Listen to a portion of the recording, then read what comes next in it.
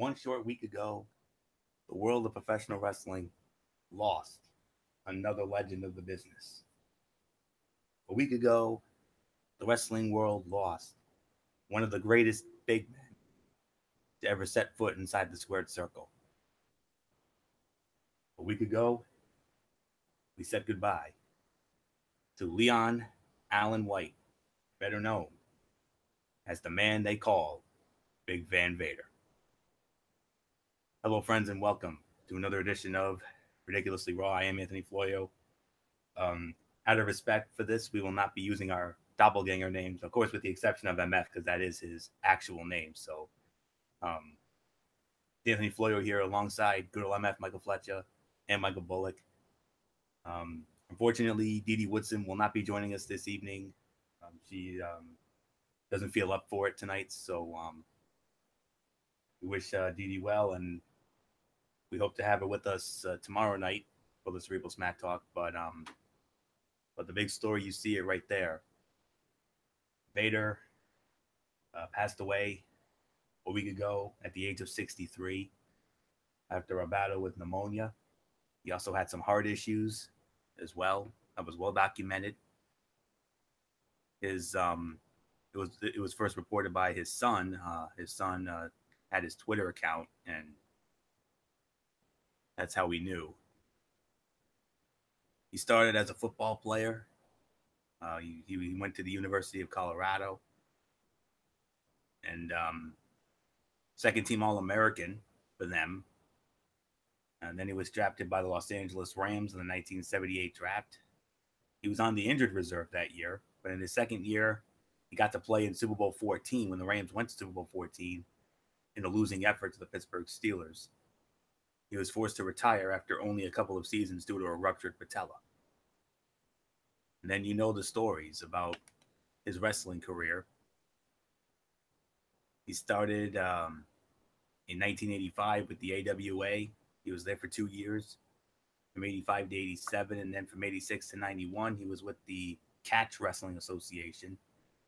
And then from 87 to 92, he was in New Japan. Was also in the Universal Wrestling Association from 89 to 90. Of course, where he gained the most notoriety, who came in WCW from 1990 to 1995.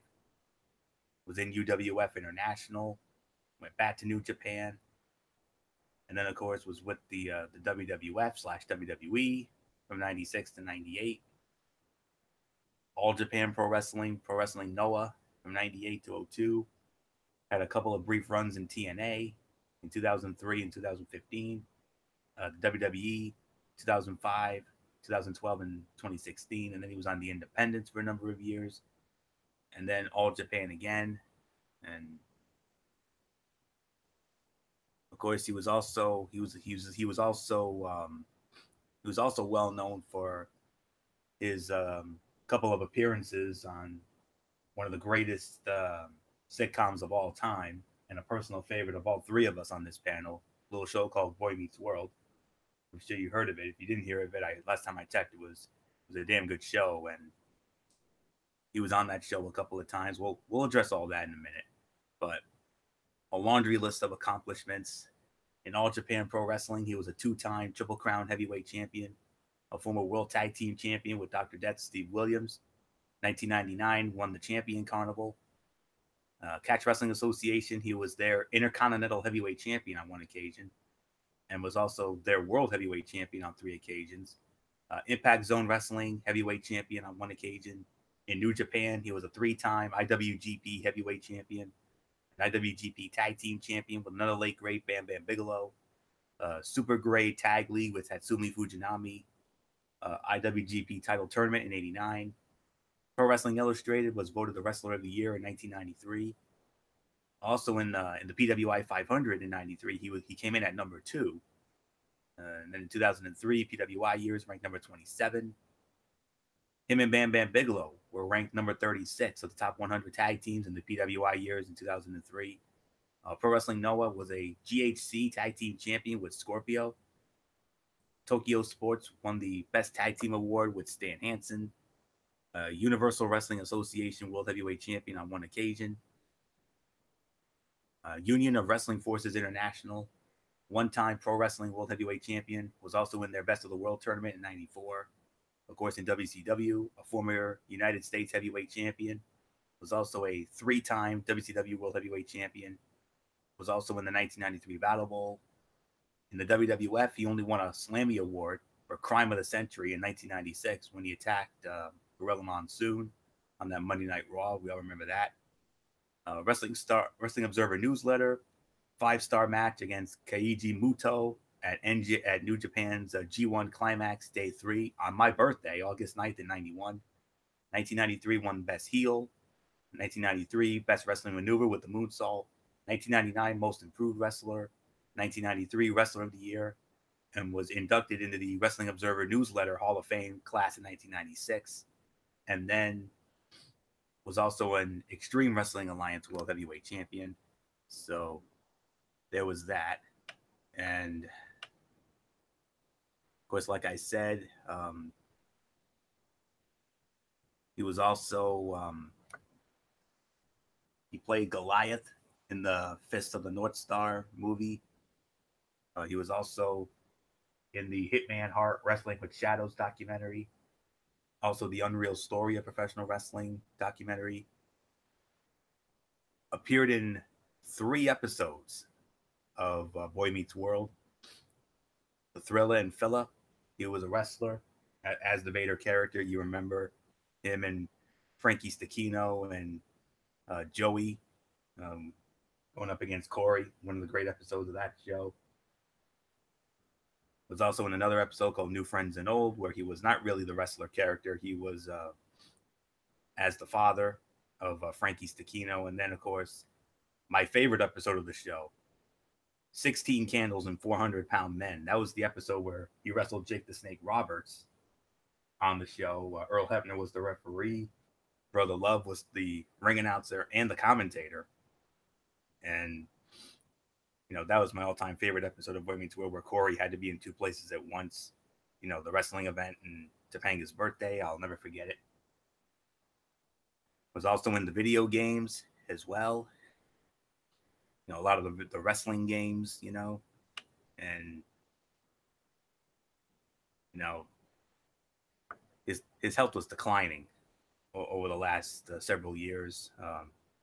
Years of alcohol abuse and travel. And that divorce inspired him to quit drinking and curtail his travel. And he went in for heart surgery back on March the 12th to treat and also again in May to treat an arrhythmia.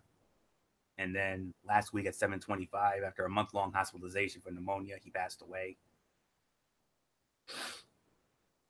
And one wrestler, one of Vader's greatest rivals, was actually by his side in his final days, and that was Sting, one of his legendary rivals. And now that I've addressed all of this, what can I say except he was one of the greatest big men of all time.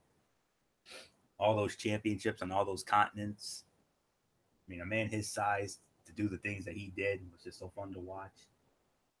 I've been reliving some of his greatest matches on the WWE Network over the last several days, and my all-time favorite Vader match was actually in a losing effort for Vader against my man, the Nature Boy Ric Flair. Starrcade 1993 for the WCW Heavyweight Championship. Ric Flair's hometown of Charlotte. You remember Ric Flair won the title. That place erupted and confetti all around the arena, which was one of the most iconic moments right there. And the Flair matches were great. He had some great matches with Ric Flair. That was far and away the greatest. Of course, he also had some great battles with Sting, like I just said. Vader's first WCW title win came against Sting, Great American Bash in 1992. I watched that match back. Solid match there. But Sting also, got his moments against Vader. The King of Cable final in '92 at Starrcade. Slamboree '94 for the vacated International World Heavyweight Championship. Sting got the Duke over Vader that night as well. And then in the WWE, you remember when he raised hell in that Royal Rumble match in 1996 after he was eliminated by Shawn Michaels when he eliminated both him and Yokozuna. And then Vader raised all kinds of hell. And then you remember a couple weeks later on Monday Night Raw, he just absolutely went to town on Gorilla Monsoon. And a prominent member of Camp Cornette, you remember that? And the great rivalry he had with Shawn Michaels, you know, that wild and crazy match at SummerSlam in 1996. And that 6-man tag team match before that at the International Incident, one of our favorite matches. I know it's one of MF's favorites and one of mine as well. And you know, he's a great heel. You know, he worked as a babyface as well in WWE, and you know, had a lot of success in Japan. And of course, the Boy Meets World appearances, like I said, those were the ones I'll remember, especially that episode where Corey had to be in 2 places at once. That was my favorite all-time episode of that show right there. You know, him and, you know, wrestling against Jake the Snake Roberts. They taped that at the Pond in Anaheim. True story there. But the other 2 times he was on the show, I mean, I enjoyed those 2. That other episode, and that episode, the Thrilla and Phila, where, you know, they had that unsanctioned match in the high school gym. Corey and Shawn and Eric, you know, with Vader, Frankie, and Joey. A man who I've often referred to on this show quite a few times, well, on the other show, Cerebral Smack Talk, a number of times, Robert Goulet. Robert Goulet actually had a cameo in that show as well. And you'll see one of his greatest vocal performances, which is why I've gone on the record comparing Aiden English to him. But story for another day. But nonetheless, the man they call Vader, Big Van Vader, whatever you want to call him, certainly one of the all-time greats. He will surely be missed. And, you know, he was on Raw 1000, you know, going after Heath Slater. And the last time we can remember seeing him on camera was a couple years ago when he inducted Stan Hansen into the WWE Hall of Fame a couple of years ago. And it's a shame he never got the call to the Hall. I think he's a guy who really should have been in there, but now that he passed away, maybe next year or somewhere down the road, I could see him going in as a posthumous inductee and maybe having his son there, his son Jesse. So based on all those accomplishments alone, he should be in the WWE Hall of Fame. He should have been in there already, as far as I'm concerned. I think he had enough credentials to get in, but, you know, it is what it is. So, but anyways, on behalf of all of us here at Ridiculously Raw, the Wrestling Forum, what have you, our thoughts and our prayers and our condolences to the family, friends, and all the men and women who were fortunate to work alongside the big man for so many years in professional wrestling, whether it was in Japan or WCW, WWE, and all those promotions I just mentioned. So, as we always say, whenever someone passes away, whether it's wrestling or in sports, Vader, we want to thank you for the memories. We want to thank you for the inspiration. And thank you for Leon Allen White, Big Van, the man they call Vader. Godspeed and rest in peace, my friend. Born again Christian as well. So that makes me doubly happy to hear because I am a man of the Lord myself. So God bless you, my friend. Good old MF Michael Fletcher, come on in. You heard the credentials. You heard the resume, all the championships, accomplishments, the Boy Meets World appearances, what have you. Your thoughts and your respects to Big Van Vader. Truly one of a kind and one of the biggest and one of the true big men of WWE's and even in professional wrestling, for what it's worth. He was just a unique talent, a unique individual, and somebody that I know will be gravely missed, not only by us, but a lot of great fans. And, you know, Anthony, you talked about him and Stan the Man Hansen. Just recently, New Japan Pro Wrestling released a match, a bloody fight between Stan Hansen and Vader. This was probably about, I want to say 1993, 1994, somewhere around that era. It was early before Vader made his jump to WCW, so I gotta guess at 88, 88, 89, somewhere in that era. But it was such a bloody fight. It was what wrestling was back in the day, and it was really an amazing match. And then, of course, all his success in WCW, all of the success he had in WWF, especially during the, I guess you can call it the pre-Attitude Era, right? He was really smack dab in the Attitude Era of World Wrestling Federation. So it was really the quote unquote the new generation era of WWF back then, which was like 93, 94, 95. And it kind of was the pre-dawning of the Attitude Era. But, Vader was there. He was a integral part, even though he never had major success in WWF. He got an opportunity to win the World Wrestling Federation Championship at the 1996 SummerSlam, which is one of my personal favorite SummerSlams of all time. It was a great show from the Gund Arena in Cleveland, Ohio. And it was an unbelievable event, to say the very least. His match with Shawn Michaels, which, if you really think about it, was a 2 out of 3 fall fight. Well, they went to 3 different falls for that match, and just that fight alone was unreal. How that fight turned out. It was an amazing battle. It was one of those where you just had it was a great match. Of course, you're gonna forever remember Vader, for the appearances on Boy Meets World. I mean, he was amazing on those episodes. Anthony, you kind of alluded to it very well on a number of occasions. Yes, they had Robert Goulet. They had one of my personal favorites, Babe Watch Babe, Yasmin Blees over there too. So Anthony knows I had a major league crush on Yasmin way back when, before anything else. But that's neither here or there, and that's a discussion for another day. So, but for what Vader did, for what he did in professional wrestling, was amazing. I truly am very heartbroken over the loss. However, he talked about it recently that he only had about maybe a year or so to live because of the heart condition that he had, an ailment that he was suffering through. So it kind of wasn't like a big surprise. But still, it hurts nonetheless because he was such a iconic figure, and especially in the time and the era that he was wrestling in, he was so unique and so powerful from the Rocky Mountains. Being a guy who was over 300 something plus pounds and being such an impact player like he was. There's really nothing else to say.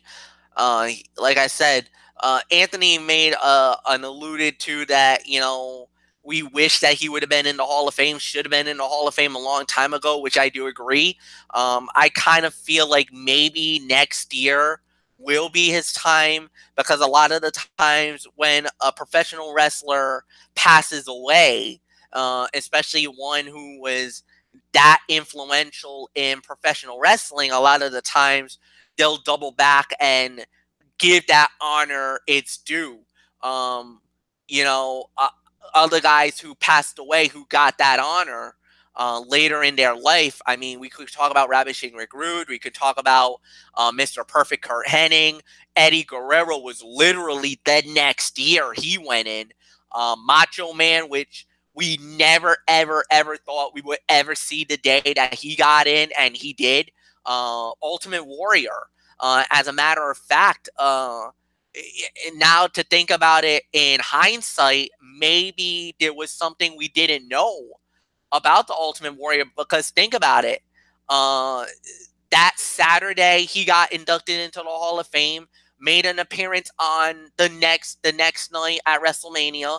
The next night was Monday Night Raw, which, he made an appearance there, and we all know his infamous speech on Raw. And then not even, I would not even say, maybe not even 6 to 12 hours later, he died. I mean, that's how crazy it was. So Vader, without a doubt, is Hall of Fame worthy. Now, if you want to talk about his credentials in WWF, all right, I could see why maybe he doesn't get in. But for all the contributions, especially in the days of WCW and in wrestling from outside of the United States, like New Japan, he's definitely Hall of Fame worthy and truly deserves it. Um, he was such a unique talent that it, like you said, will be missed. And I really got nothing else to say.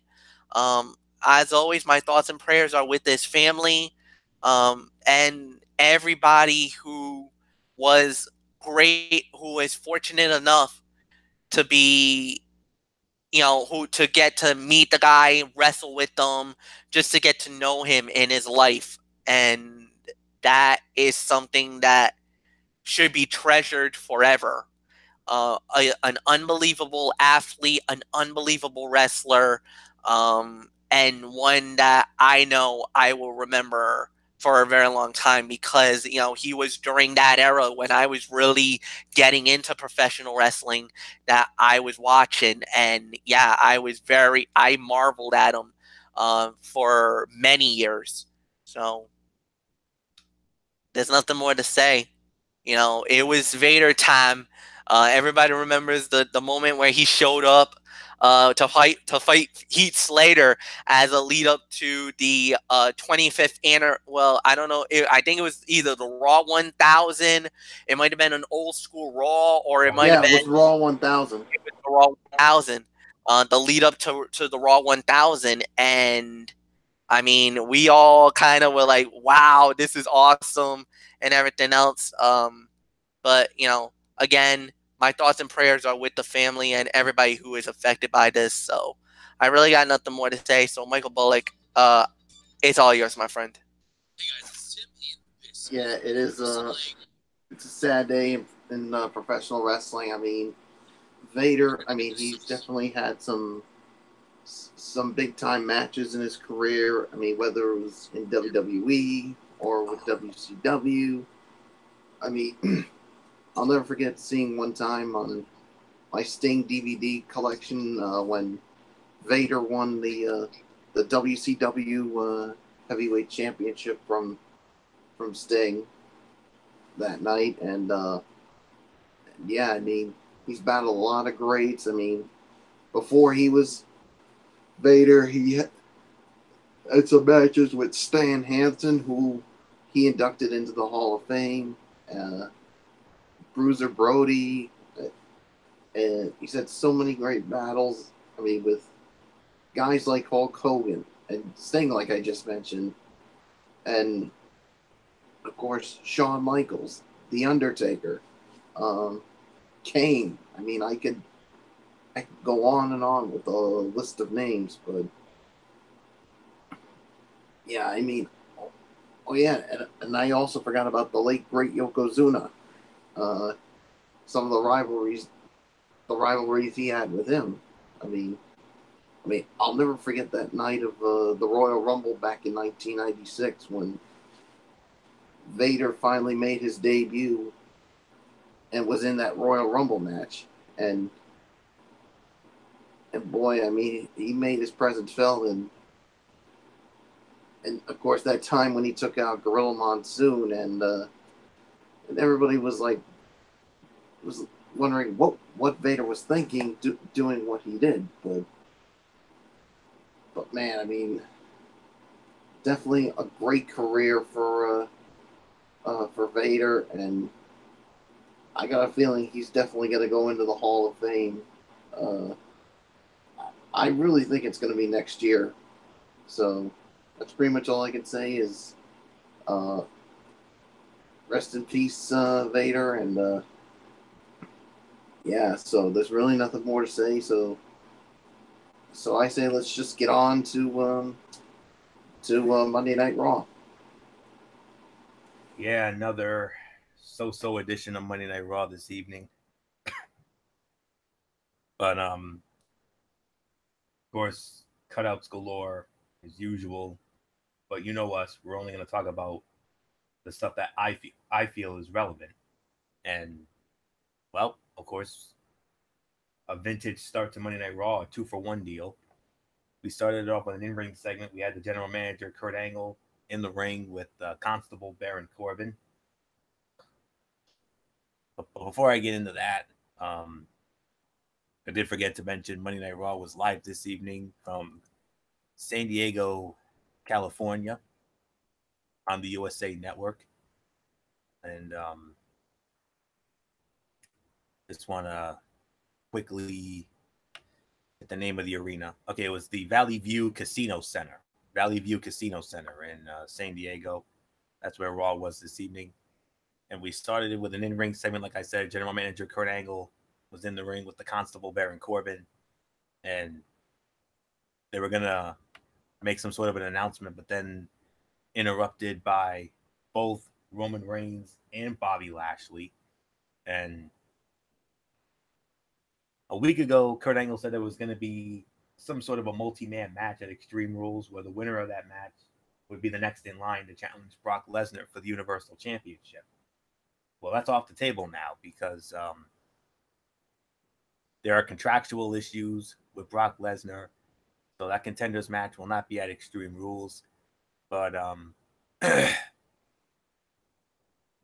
Bobby Lashley and Roman Reigns, I tell you, I mean, the intensity those two showed during that segment made it for me the segment of the night by default. And they were interrupted by the Revival, and it led into yet another match. The Revival against Bobby Lashley and Roman Reigns. And when all was said and done, what's this? The Revival actually wins the match, 13 minutes and 5 seconds. So, like I said, segment of the night for me, mainly because of the intensity with Lashley and Roman. They're finally getting to that walking Armageddon character for Bobby Lashley. Great to see him back in that mode. That's what made him so dominant in TNA all those years.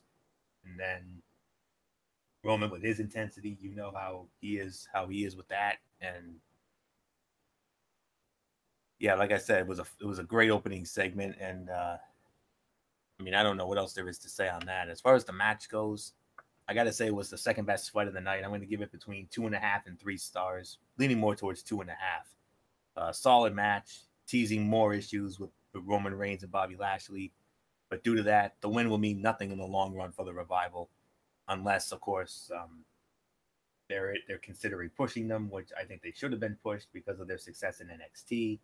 You know, they were so dominant in NXT, you know, multi-time NXT tag team champions.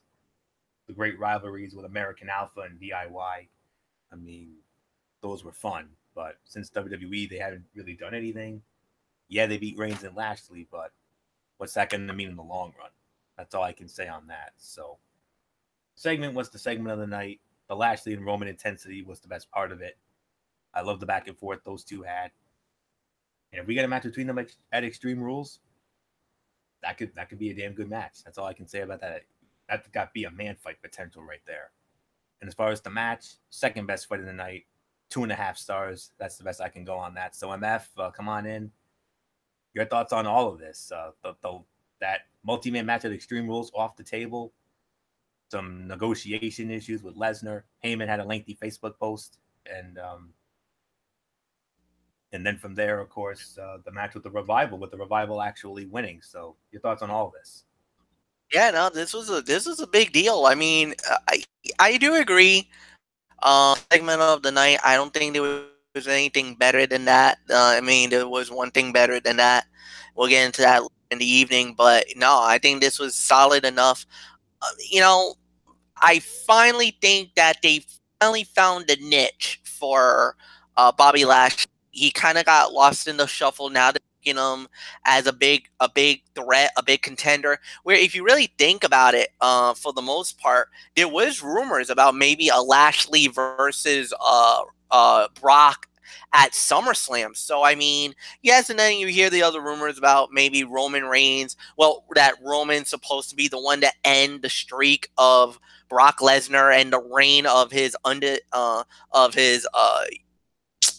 Universal title reign at SummerSlam as well, which, will be a great welcome news. I know, especially for you, Anthony Foyo, because of the fact that, I know how much you've been very on the Raw brand about not having your main title being defended week in, week out, month after month. And, you talked about how the belt is now been relegated to basically for it being not as prestigious as it's supposed to be, which I can't disagree with you on that. So we're going to have to wait and see. Maybe they open it up for a triple threat because, you could kill two birds with one stone in this situation. But we're just going to have to wait and see how this plays out. So interesting development more than anything else. And then as far as the Revival victory, that's a big deal for them. Maybe it might be a sign for things to come down the line. I don't know. Or maybe this was just a one-off to, prolong a little seeming rivalry that you got going between Roman Reigns and Bobby Lashley. So we'll wait and see what happens in the grand scheme of things. But as far as the story goes, I thought this was all right. Nothing more to say. 2.25 to 2.5 stars is my rating for the fight. And Michael Bullock, I give it to you. Yeah, I mean the segment. I thought it was really good, and it was definitely one of the segments of the night, if not the segment of the night. The whole situation with Brock Lesnar. Now looking like that. With that lengthy post that I saw on Facebook about you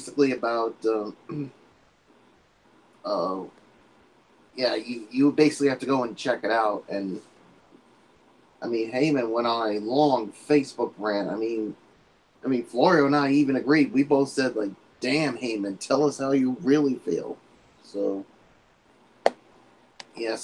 Lashley and Reigns at SummerSlam. Not SummerSlam, Extreme Rules. I'm down with that. This. I think we're finally getting that Bobby Lashley that we're expecting. So that we were expecting when he came back, and I know Florio was definitely really happy about that. And the exchange with Reigns and Lashley was spot on. And then as far as the match goes with the Revival, I agree, 2.5 stars. A big win for the Revival. Could it be a sign of things to come for them? Maybe get them a shot at the Raw Tag Team titles down the line? So we'll just have to wait and see. So nothing more to say. Let's just move right along, Florida.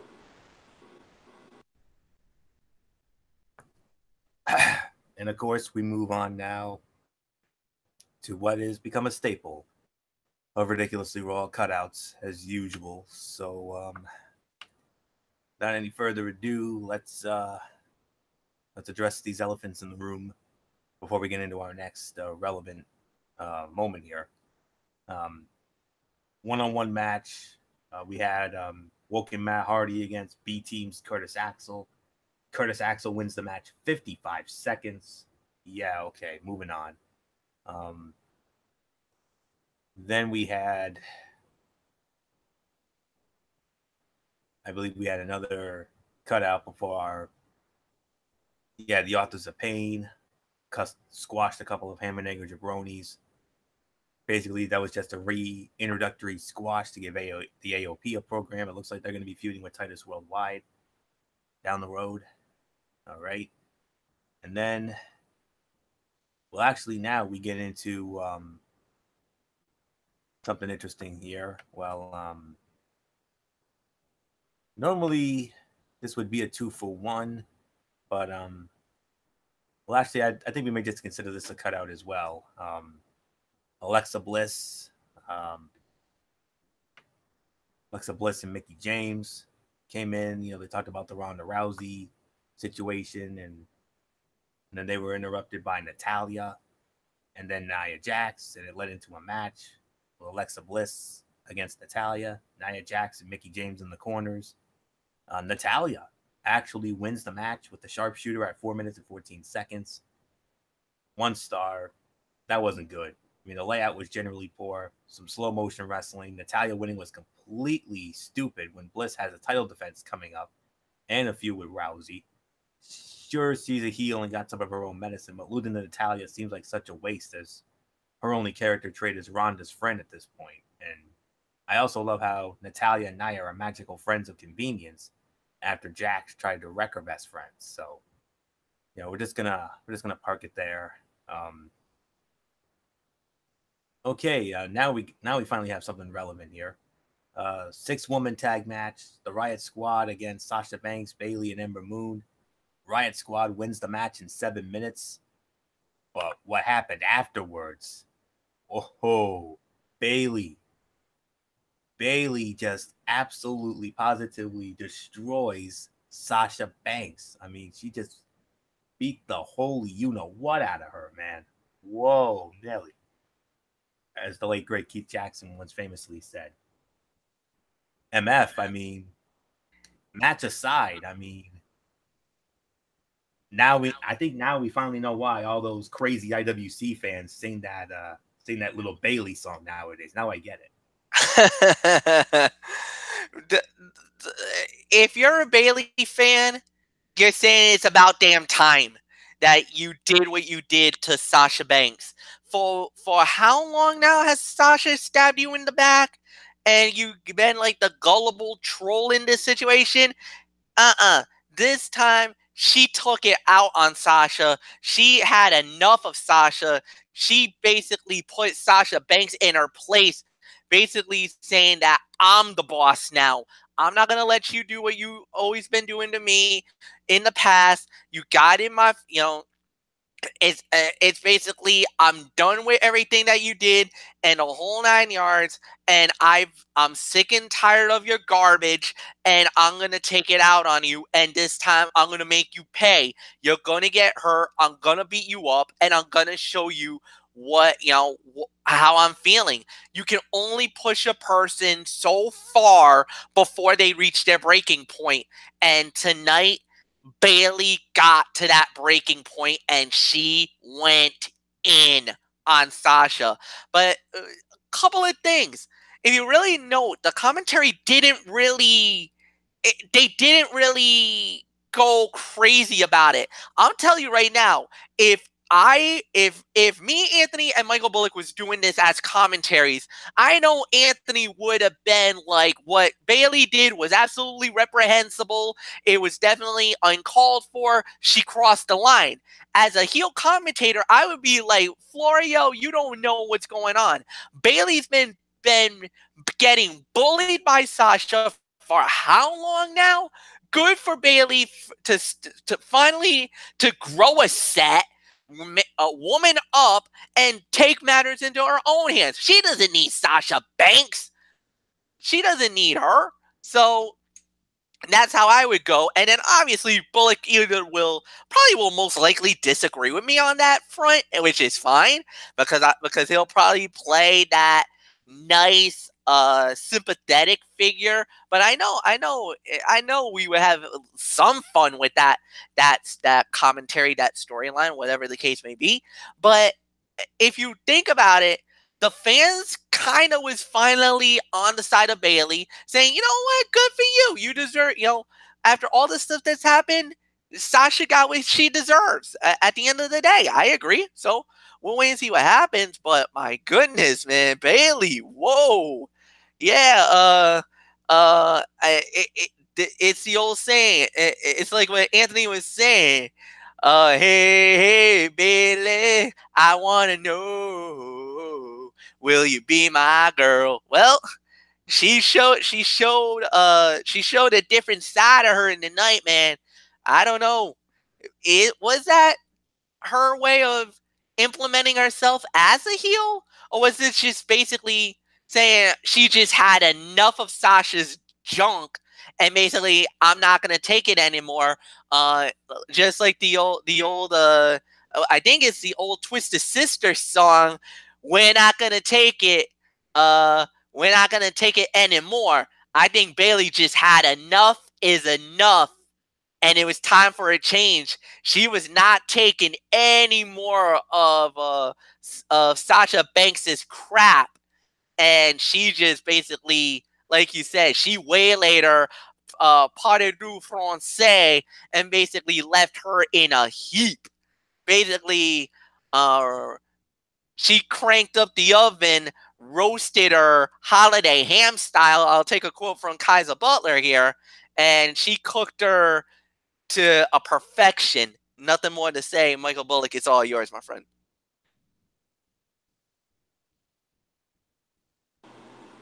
What did you get for the match? I guess I could give it about maybe 2.5 stars, 2 3/4. You know. All right. I didn't know if you gave it a rating, but yeah, I'll give it about 2.5 stars for the match. But man, afterwards, I mean, Bayley basically went to town on Sasha Banks. I mean, she wasn't that fun-loving, huggable woman. She just, I guess you could say, like Fletcher just said, throw a set, and basically wasn't going to take any more of Sasha Banks' backstabbing, especially after what we saw last week.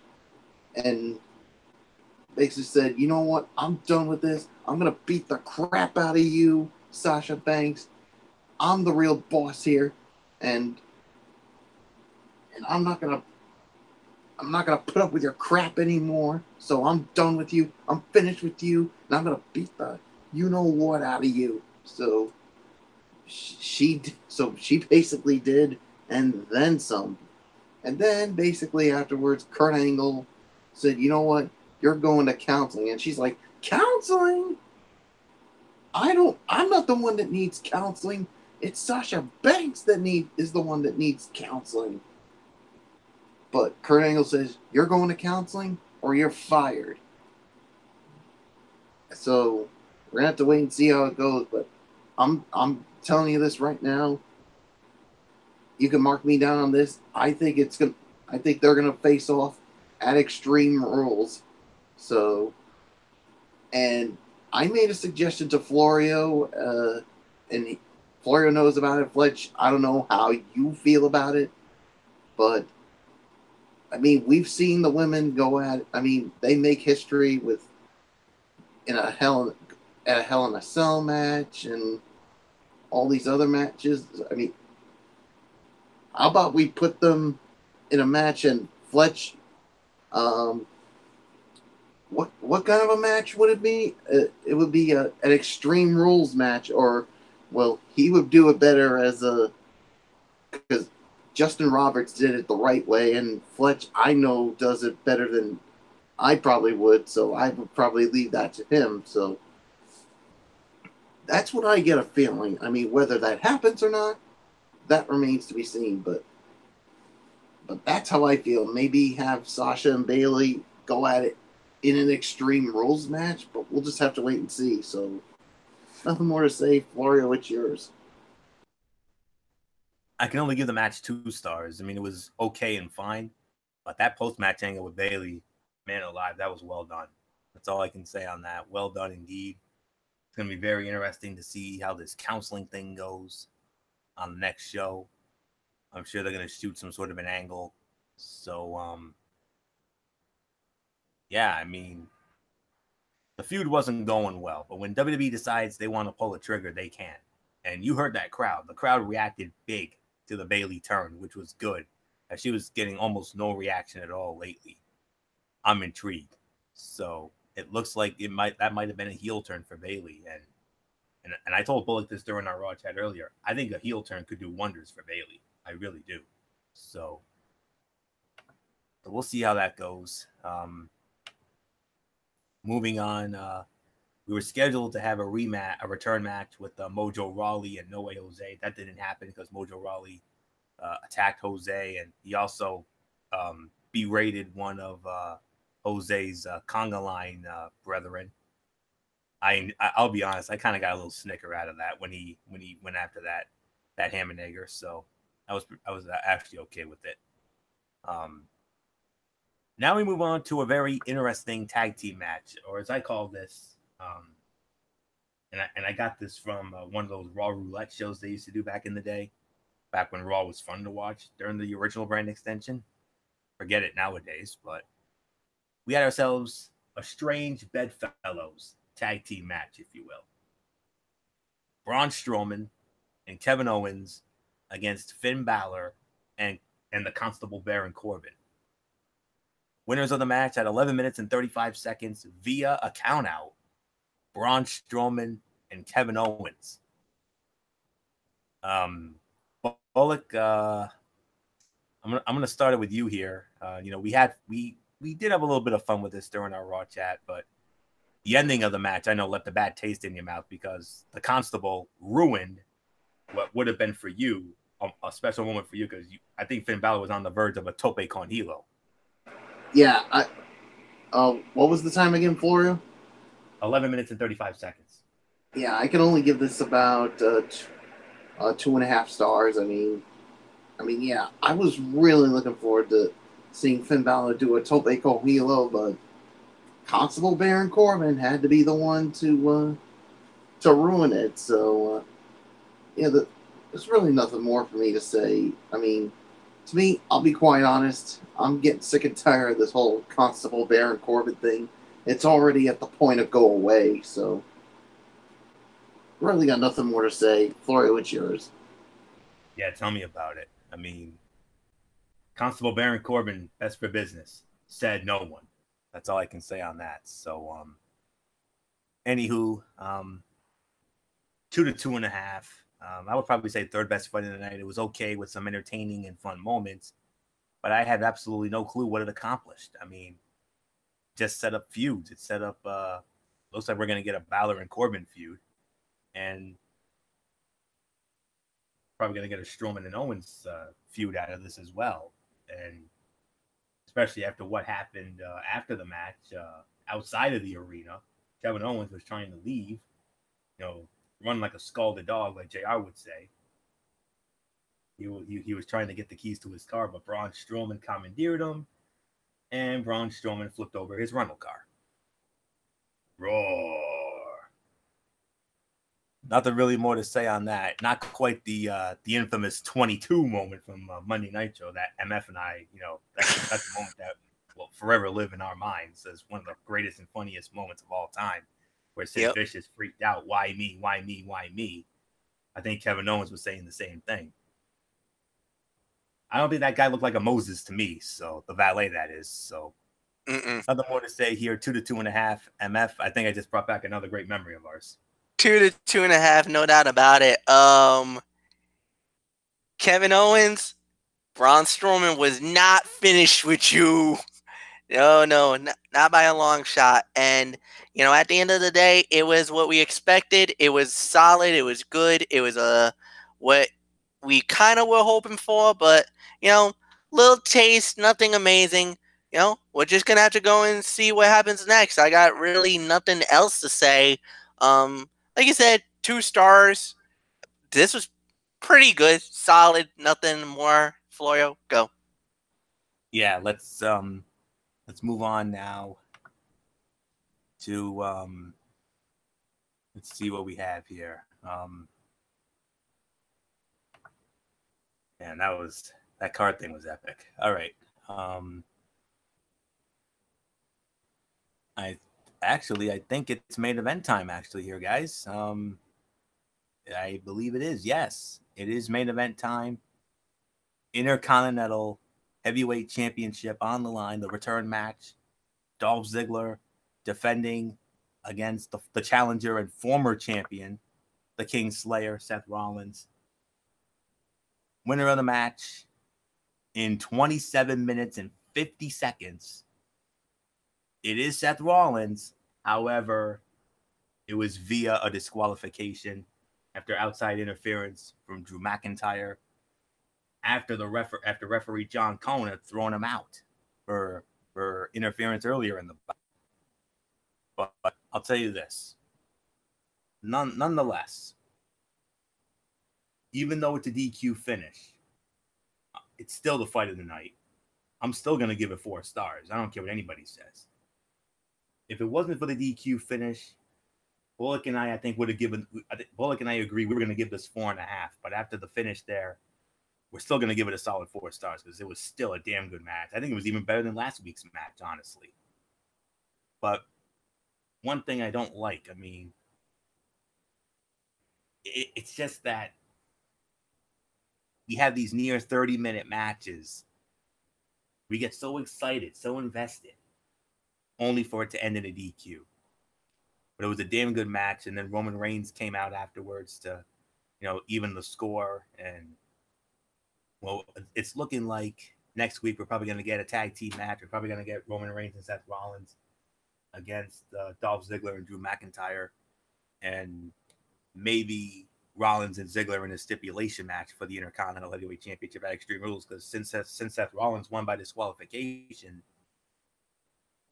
I believe he should be entitled to another rematch. I've seen that in many instances in the past, so where a challenger wins by disqualification in a championship match and then gets another opportunity. So I think Rollins will get that opportunity at Extreme Rules. I'm thinking ladder match. That's what I'm thinking, but we'll have to wait and see what they decide to do when we get to Pittsburgh on July 15th. So even with the clunky DQ finish, it's still the fight of the night far and away. It's still 4 stars. Damn good match. And like I said, I thought it was even better than last week's match. So one more time, I mean, Ziggler and Rollins always work well together. I mean, we all remember they were the final 2 in that Survivor Series match, a number of years ago. But I see we've lost MF. I'm hoping we can get him back in just a moment or so. Hopefully, this is not a technical difficulty beyond his control. So, you know what? I'm just gonna give it to you, Bullock, because who knows when Fletcher could be back. So, Michael Bullock, come on in. We star match, but because of the finish, we're gonna knock it down to 4. But nonetheless, it was still a damn good match, better than last week. Oh yeah, it was. Yeah, it was definitely a damn good match. I mean, oh wait, we got MF back. All right, go right ahead, Fletch. Yeah, I was. MF, your thoughts on the main event? Yeah, I'm sorry. I was about to unmute my mic, and then for some odd reason, my mouse just went haywire, and it made me tap the hang up button. So my apologies, folks. 4 stars, no doubt about it. Fight of the night, no doubt about that. Did not like the ending. I think I'm with you on that, Florio. If it wasn't for that finish, maybe it goes 4.25, 4.5. But I mean, solid main event. I understand the purpose of that happening, where they keep the momentum going for,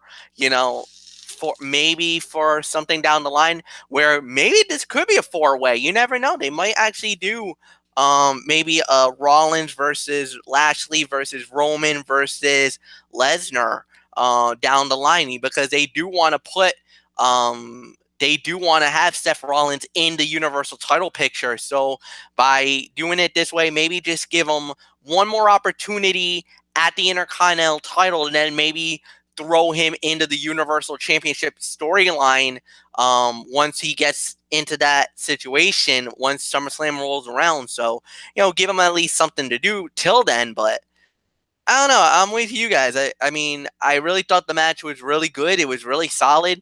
Great way to close the show.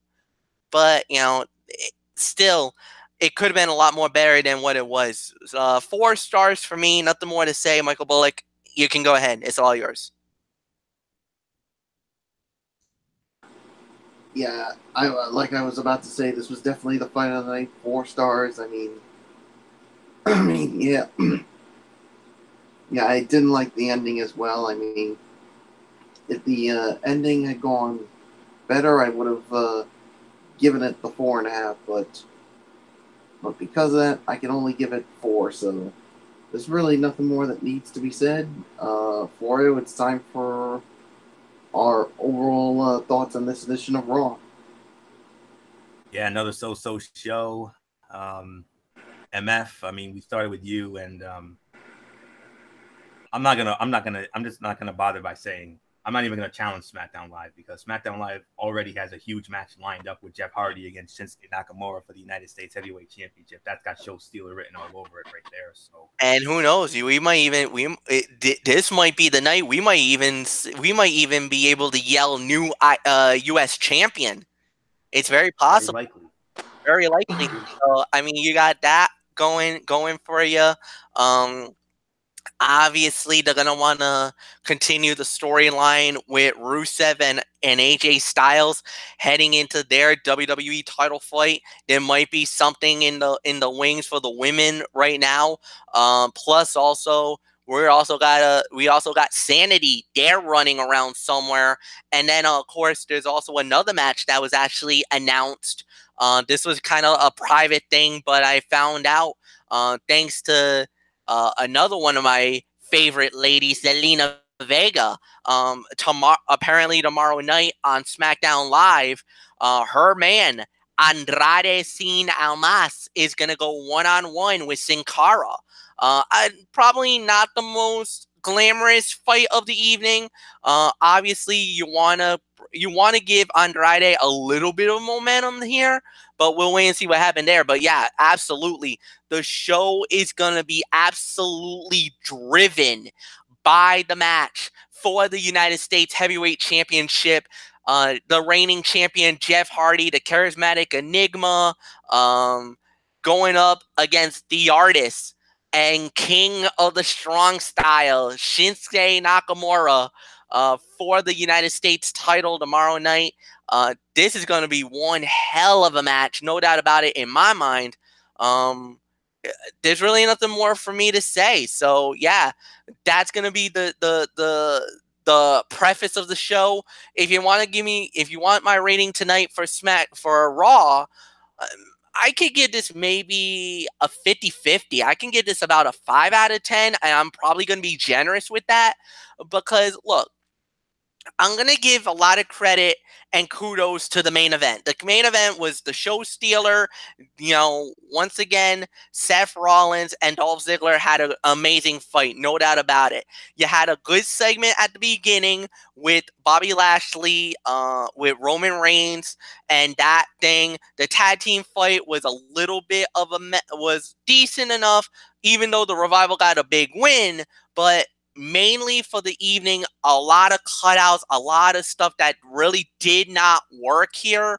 So that was one little minus. But also, the other thing is the possible heel turn for Bayley. That's a major thing that we can work with. That was a big thing, a big factor, a nice surprise in our eyes for us at this point in the game. So for me, this was a 50-50 show. More than anything else, if it wasn't for that great main event, this could have been hurting. I mean, this could have been at least a 2 or 3, but because of the main event, I can give it at least a 5. Call it a 50-50 show, and we'll just leave it at that. So nothing more to say, Michael Bullock. I gave it to you. Yeah, I'm going to give this a 5 out of 10 as well. I mean, this was another meh edition of Monday Night Raw. I mean, things continue to go downward for Monday Night Raw. And I told Florio this, and Fletch, you're hearing this for the first time. Monday Night Raw, you better get better.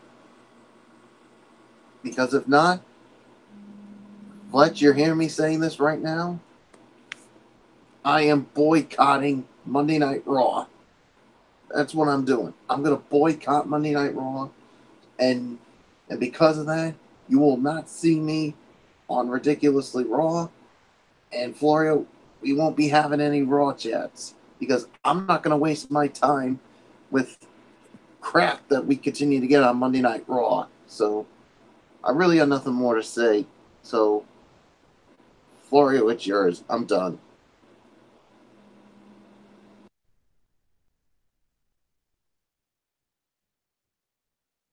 Stuck. Okay. Yeah. 5 out of 10. I mean, you guys, that's what you guys are giving it. Well, I'm actually going to go just a smidgen lower, actually, even though I am the raw guy here. 4.5. 4.5 out of 10. That's the best I can go. I mean, since the Superstar shakeup, I mean, it's been all SmackDown Live. I mean, when we went to that SmackDown Live a couple months ago at the Civic Center, I mean, we agreed. I mean, we saw SmackDown Live grow right before our very eyes, and Monday Night Raw go down, and it's been a downward spiral ever since. I mean, we've only had like what, 1 or 2 good shows in the last month, whereas we keep getting these meh shows every week. Let me tell you why we're getting these meh shows. Constable Baron Corbin, that's one major problem. Another problem, repetitiveness. We get the same damn match almost week after week after week after week, and it drives us to the point of insanity, for goodness sakes. To the point where I just want to pull my damn hair out, crying out loud. We saw that tag team match last week. None of us wanted to see it again. Oh, okay, it was better tonight. I'll give them that. A squash match a week ago. You put the revival thing, but I don't know.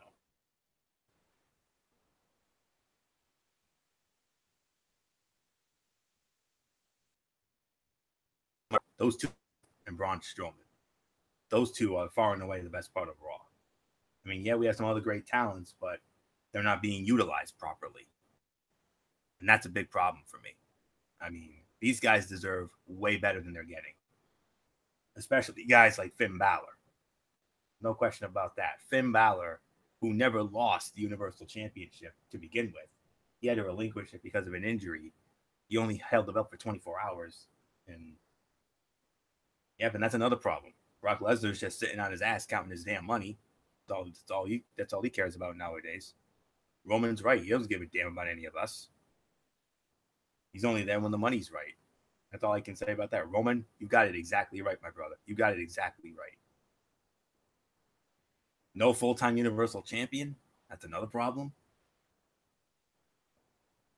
So that's pretty much and of course the cutouts and the unnecessary filler, I think, is the biggest problem of all.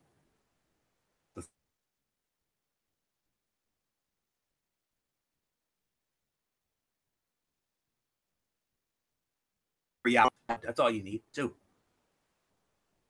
3 hours. The comedy, funky nonsense segments and matches, for Christ's sake. So, I don't know.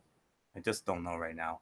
I mean, I don't even have to challenge SmackDown Live. SmackDown Live, we already know SmackDown Live's gonna dominate again tomorrow in Ontario, California. So,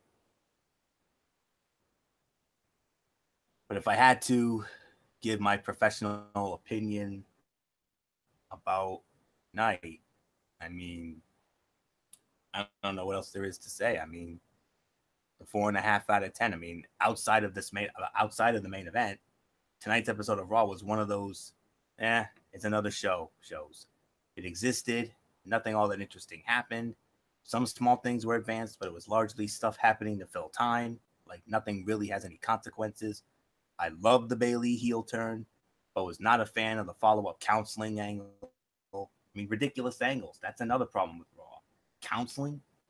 We had this a couple of years ago with Enzo Amore. Yeah, look how that turned out. If short on time, I say catch the main event, because that was a damn good match, even with that ridiculous finish. So, really nothing more to say. 4.5 out of 10. Monday Night Raw continues to be nothing short of a dumpster fire each and every week. And Bullock, I don't blame you.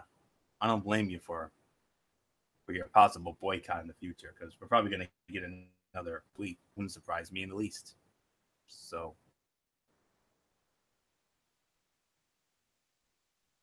Live going to continue to dominate. There is to say, except I am experiencing some technical difficulties right now. So, unfortunately, I'm going to need a little bit of some time to get my notes for Tony's take. I mean, running very slowly right now, so I don't know. So just bear with me. So but yeah, I'm glad Woodson wasn't on because I would have gone off. We probably would have brought in the whole 9 yards, and that's really all there is to say. I mean, I don't know, but you know, as we always say, on our shows, it is what it is, and you know, hopefully, I'm not holding my breath anytime soon. That Raw delivers quality content. So, really, nothing more to say. Slowly but surely, we're gonna get into our Tony's take here. So, like I said, just bear with me. I mean, it's running a little on the slow side. I do apologize for the inconvenience here. Yeah, for such a time as this. So, all right. I think we should be ready to go here. So,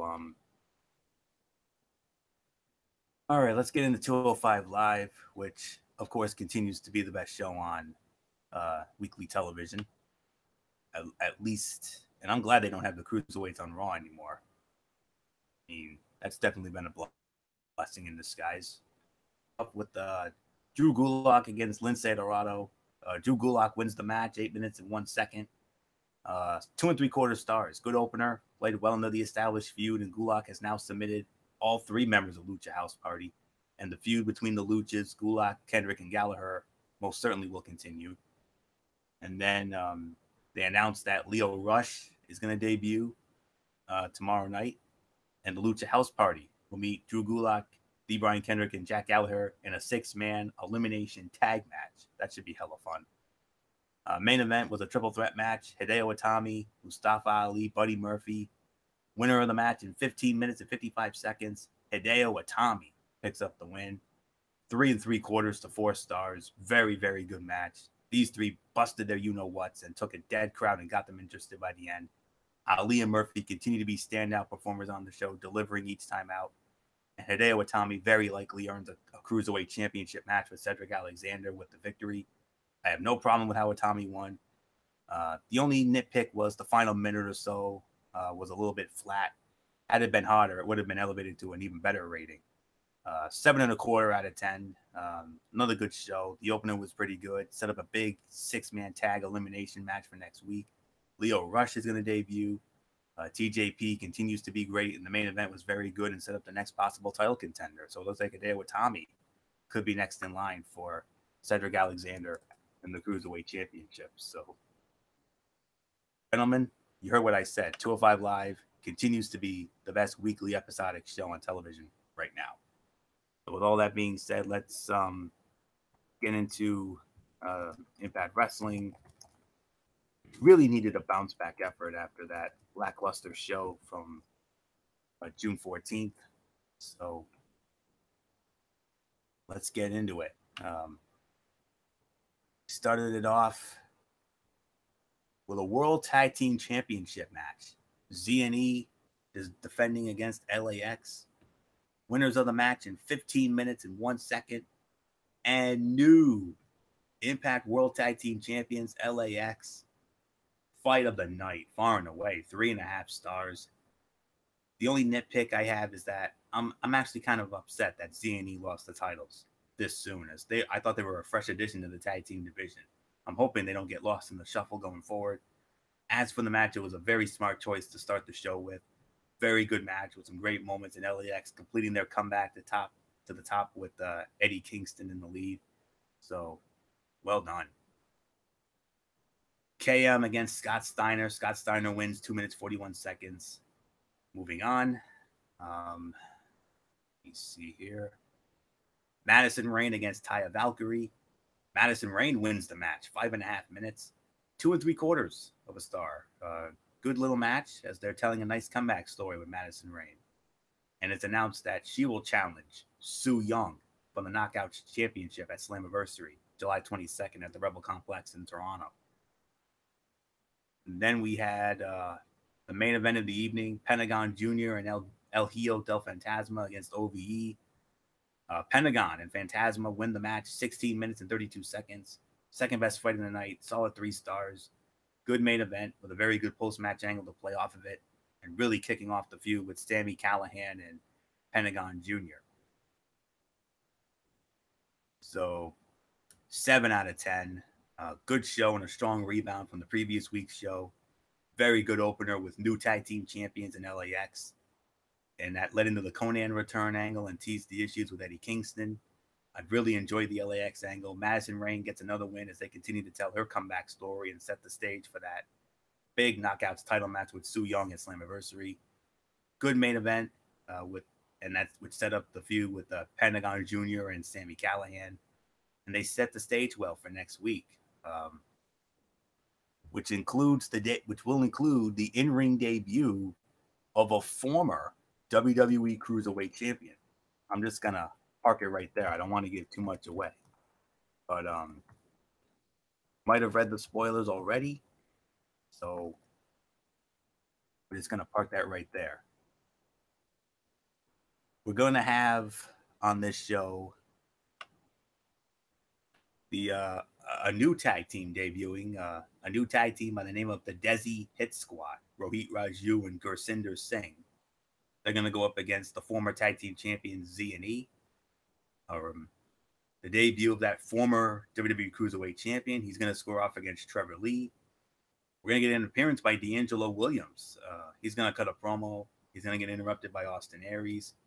Eli Drake goes one-on-one with Grado. The mystery attacker, Kevin Cross, will go up against Falaba. Madison Rayne was going to cut the promo. It gets interrupted by Tessa Blanchard, and it leads into a match between Madison Rayne and Tessa Blanchard. OVE and Sami Callihan did an angle, I guess. So that all goes down Thursday night, 8 Eastern on Pop Television. So that will put the bow on this edition of Ridiculously Raw for the evening. We want to thank you all so very much for tuning in. Before we go, we're going to have MF come in to set the table for the next edition of the Cerebral Smack Talk. So MF, what's on tap for tomorrow night in the Cerebral Smack Talk? We already know SmackDown Live with that huge main event with Hardy and Nakamura for the United States Heavyweight Championships. So MF, if you're ready, let's set the table for the next edition of the Cerebral Smack Talk, and then we'll take it from there.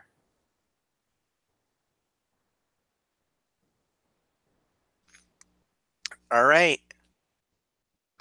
Well, tomorrow night on Cerebral Smack Talk, that's going to be at 10:30 Eastern. We're going to have SmackDown Live. Of course, we've been talking about a little bit of the show. Andrade Cien Almas goes up against Sin Cara, but more importantly, the main event of the evening for the United States Heavyweight title, Jeff Hardy, the champion, Shinsuke Nakamura, the challenger. What a matchup that is going to be. And then, of course, this is the week of Legacy, the biggest wrestling event of RWA's calendar year, and it's a 2-night affair. That's right, for the first time ever, 2-night event.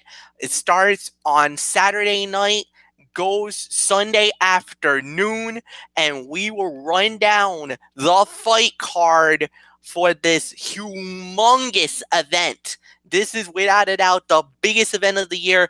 This is RWA's WrestleMania. It's so big that they're splitting it into 2 nights. That's right. They're basically taking a page out of Ring of Honor. Ring of Honor has done a Super Card of Honor on a couple of nights, splitted it up to 2 big shows. It is so big that they needed to fill 2 nights at the RWA Chop Shop 2 in Pawtucket. We will run it all down. Get ready, guys. It's going to be a fun show. 10:30 Eastern tomorrow night, right here on Brace Fan 95, YouTube.com.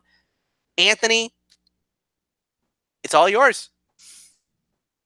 No Lucha Underground review on that, or probably. Well, obviously, there's going to be a Lucha Underground review. That'll also be a part of it as well. We had a Lucha Underground World Title fight. I mean, we had Pentagon Jr. Of course, many people knows he's also been in the running or the opportunity of regaining the Impact Wrestling World Title. So we got that as well, and he defended the title against the monster Matanza Cueto. Plus a big announcement for the next Lucha Underground. Grave Consequences is coming back, and it's not just one-on-one. It's a 3-way dance.